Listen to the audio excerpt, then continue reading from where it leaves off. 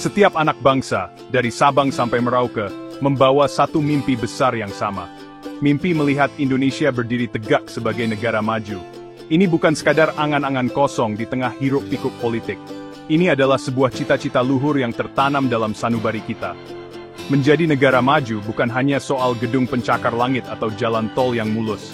Ini adalah tentang martabat, tentang kesejahteraan yang merata, tentang keadilan sosial bagi seluruh rakyat Indonesia. Ini adalah tentang memastikan setiap warga negara memiliki kesempatan yang sama untuk meraih potensi terbaiknya, tanpa terkecuali. Visi ini adalah panggilan untuk kita semua, untuk bergerak serentak. Namun, mimpi besar memerlukan strategi yang besar pula. Tidak bisa lagi kita berjalan sendiri-sendiri, dengan kebijakan yang tambal sulam. Kita membutuhkan sebuah strategi holistik, sebuah peta jalan yang komprehensif dan terintegrasi. Strategi ini harus menyentuh setiap sendi kehidupan berbangsa dan bernegara, dari ruang kelas hingga ke pusat-pusat riset, dari pasar tradisional hingga ke bursa saham. Pendekatan yang terpadu ini penting agar setiap langkah yang kita ambil saling mendukung, bukan saling meniadakan.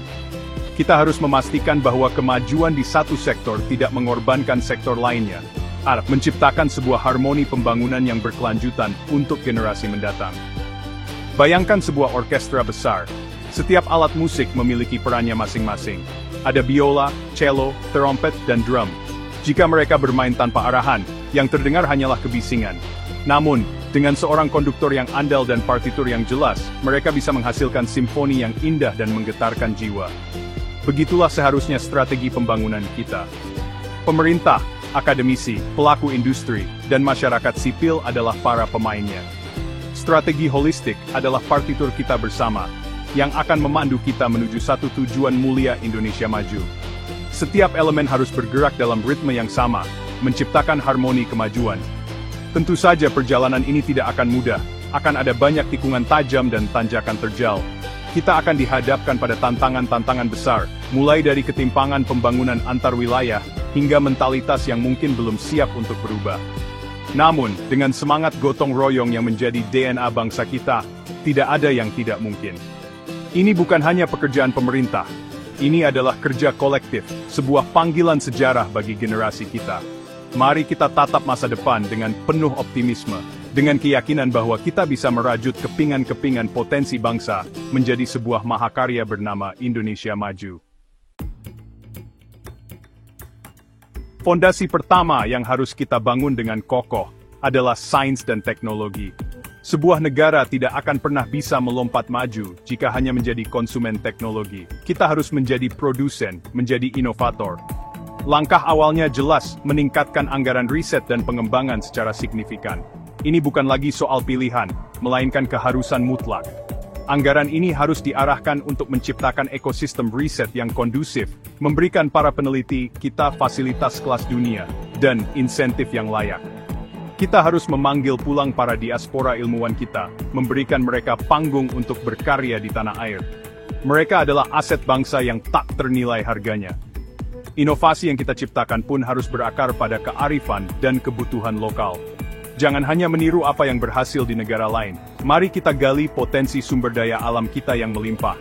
Misalnya, mengembangkan teknologi pengolahan hasil laut yang efisien untuk para nelayan kita. Atau menciptakan inovasi di bidang agrikultur yang tahan terhadap perubahan iklim tropis. Inovasi berbasis kebutuhan lokal akan memastikan bahwa teknologi yang lahir benar-benar memberikan solusi nyata bagi masyarakat. Kolaborasi antara lembaga riset, universitas, dan industri menjadi kunci untuk menerjemahkan temuan-temuan di laboratorium menjadi produk yang bisa dikomersialisasikan dan bermanfaat luas. Di sisi ekonomi, kita perlu melakukan diversifikasi yang berani. Ketergantungan pada komoditas mentah adalah jebakan yang membuat ekonomi kita rentan terhadap gejolak harga global. Saatnya memperkuat sektor manufaktur dengan nilai tambah tinggi. Kita harus bisa memproduksi barang-barang kompleks, dari komponen semikonduktor hingga kendaraan listrik. Untuk itu, pembangunan infrastruktur yang masif dan merata, terutama di luar Jawa, menjadi harga mati. Infrastruktur digital dan fisik yang andal akan membuka akses pasar, menurunkan biaya logistik, dan menarik investasi berkualitas yang menciptakan lapangan kerja layak bagi jutaan rakyat Indonesia. Seiring dengan itu, Kita tidak boleh melupakan pilar ekonomi hijau. Pembangunan tidak boleh lagi merusak lingkungan. Investasi harus diarahkan pada energi terbarukan, pengelolaan limbah yang cerdas, dan industri yang berkelanjutan. Ini bukan hanya tentang menyelamatkan planet kita, tetapi juga tentang membuka peluang ekonomi baru yang sangat besar. Ekonomi hijau adalah masa depan. Dengan mengadopsinya, Indonesia tidak hanya akan menjadi negara maju, tetapi juga menjadi pemimpin global dalam pembangunan berkelanjutan.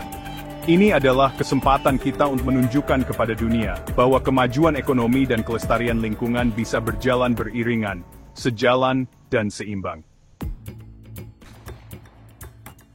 Jika sains dan ekonomi adalah mesinnya, maka pendidikan adalah bahan bakarnya.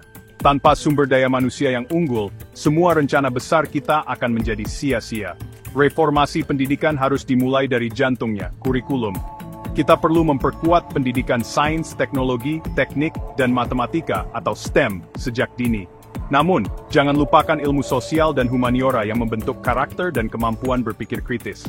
Kurikulum harus fleksibel, adaptif terhadap perkembangan zaman, dan tidak lagi membebani siswa dengan hafalan semata. Tujuannya adalah melahirkan generasi yang kreatif, inovatif, dan mampu memecahkan masalah kompleks di masa depan. Guru adalah ujung tombak perubahan ini. Kita tidak bisa mengharapkan hasil pendidikan yang luar biasa dari guru yang kesejahteraannya terabaikan. Peningkatan kualitas dan kesejahteraan guru adalah investasi terbaik yang bisa kita lakukan. Program pelatihan guru harus dilakukan secara berkelanjutan, membekali mereka dengan metode pengajaran modern dan pemahaman teknologi digital. Berikan mereka otonomi dan kepercayaan untuk berinovasi di dalam kelas. Jadikan profesi guru sebagai profesi yang terhormat dan membanggakan, sehingga talenta-talenta terbaik bangsa mau mengabdikan dirinya untuk mencerdaskan kehidupan bangsa. Sebuah amanat konstitusi yang suci. Akses terhadap pendidikan berkualitas juga harus merata. Ketimpangan antara sekolah di kota besar dan di daerah terpencil masih menjadi luka dalam sistem pendidikan kita. Pemerintah harus berkomitmen penuh untuk membangun infrastruktur pendidikan yang setara di seluruh pelosok negeri. Setiap anak Indonesia, dimanapun ia lahir, berhak mendapatkan kesempatan yang sama untuk mengenyam pendidikan terbaik. Pemanfaatan teknologi digital untuk pembelajaran jarak jauh bisa menjadi salah satu solusi untuk menjembatani kesenjangan ini. Memastikan tidak ada satu anak pun yang tertinggal dalam perjalanan kita menuju Indonesia emas. Terakhir, harus ada jembatan yang kokoh antara dunia pendidikan dan dunia industri. Konsep link and match tidak boleh hanya menjadi slogan. Kurikulum di sekolah kejuruan dan perguruan tinggi harus dirancang bersama dengan para pelaku industri. Program magang yang terstruktur, proyek kolaborasi riset, dan keterlibatan praktisi dalam mengajar akan memastikan bahwa lulusan kita memiliki keterampilan yang relevan dan siap kerja. Dengan begitu, kita bisa mengurangi angka pengangguran terdidik dan memastikan bahwa investasi besar kita di bidang pendidikan benar-benar menghasilkan sumber daya manusia yang produktif dan kompetitif di panggung global. Contoh negara-negara yang telah berhasil melakukan transformasi serupa bisa menjadi cermin bagi kita. Lihatlah Korea Selatan. Mereka bangkit dari keterpurukan perang dengan investasi besar-besaran pada pendidikan dan riset. Mereka membangun raksasa teknologi global dari nol, melalui sinergi kuat antara pemerintah, akademisi, dan industri. Atau tengoklah Singapura, negara kecil, tanpa sumber daya alam yang mentransformasi diri menjadi pusat keuangan dan inovasi dunia, melalui perencanaan jangka panjang yang visioner, dan penegakan hukum yang tanpa kompromi. Kisah sukses mereka bukanlah keajaiban, melainkan hasil dari kerja keras, strategi yang jelas, dan komitmen berkelanjutan. Penting untuk kita sadari, sinergi adalah kata kunci yang tidak bisa ditawar. Model Triple Helix, yang mengikat erat pemerintah, akademisi dan industri, harus menjadi napas pembangunan kita. Pemerintah berperan sebagai fasilitator dan regulator yang menciptakan iklim yang kondusif. Akademisi menjadi sumber ilmu pengetahuan dan inovasi. Industri menjadi motor yang menggerakkan roda ekonomi dan mengaplikasikan inovasi tersebut. Ketiganya harus duduk bersama, berdialog secara rutin, dan merumuskan kebijakan yang saling menguatkan. Ego sektoral harus kita tanggalkan demi kepentingan nasional yang jauh lebih besar dari kepentingan kelompok manapun. Namun, kita juga harus jujur pada diri sendiri tentang tantangan yang ada di depan mata.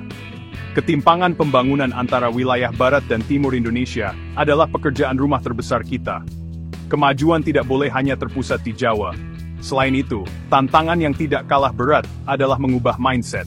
Kita harus membangun budaya inovasi, budaya yang tidak takut pada kegagalan, dan budaya yang menghargai kerja keras serta integritas. Korupsi, birokrasi yang berbelit-belit, dan inkonsistensi kebijakan adalah musuh bersama yang harus kita perangi habis-habisan jika ingin melangkah maju dengan cepat dan pasti. Pada akhirnya, semua kembali pada kita. Optimisme harus terus kita pupuk. Perjalanan menuju Indonesia maju adalah sebuah maraton, bukan sprint. Ini menuntut komitmen jangka panjang yang melintasi periode pemerintahan. Kebijakan yang baik harus dilanjutkan, bukan diubah setiap kali ada pergantian kepemimpinan. Mari kita pegang erat semangat kolaborasi. Dari para pembuat kebijakan di istana, ilmuwan di laboratorium, guru di pelosok desa, hingga para pengusaha muda yang penuh semangat. Semua punya peran. Inilah saatnya kita berhenti saling menyalahkan dan mulai bekerja bersama. Demi satu tujuan, Indonesia yang maju, adil dan sejahtera untuk anak cucu kita.